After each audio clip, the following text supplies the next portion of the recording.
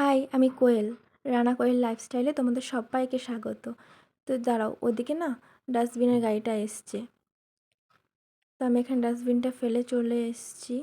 পুরো হাঁপসে গেছি আমি এতটা উঠতে উঠতে।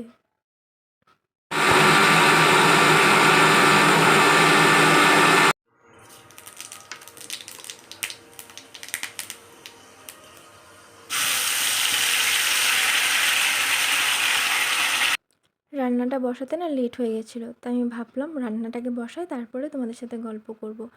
জানো তো, আমার যখন না ডাস্টবিন ভরে যায় তখন কিছুতেই কাচড়ের গাড়ি আসবে না। কি করে খবর পাই কে জানে। এটা একবার দুবার না, বহুবার হয়েছে আমার সাথে। তো আমি এখানে করেছি বাঁধাকপির ঘন্ট আর মুসুর ডাল। তো রান্না কমপ্লিট, চলো আমি স্নানটা করে আসি।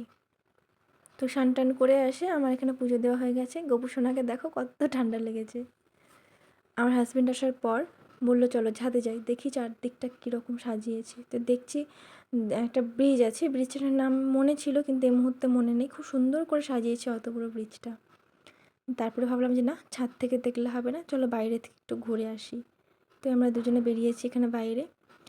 আমি চলে এসেছি আমরা রংপুতে। এটা না লোয়ার রংপু, আপার রংপুতেও গিয়েছিলাম, তখন আমাদের ভিডিও বানানো হয়নি।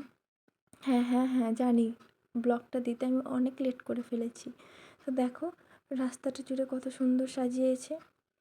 আমি না এই ক্রিসমাস বলো, গণেশ পুজো বলো, হনুমান জয়ন্তী, এরকম অনেক পুজো অনেক কিছু আছে, যেমন হ্যাপি নিউ ইয়ার সেলিব্রেশন, এগুলো না বাড়িতে সেরকমভাবে আমি দেখিনি।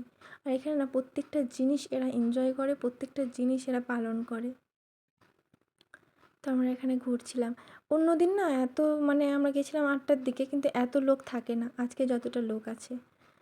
তো আমরা এখানে দুজন একটু বাড়ি ফেরার পথে বাড়ি ফিরছিলাম আমরা এখানে। তো চলো আজকে ব্লগটা এখানে শেষ করছি। ভালো থেকো, ভালো রেখো। দেখা হবে একটা নতুন ভিডিওতে। বাই।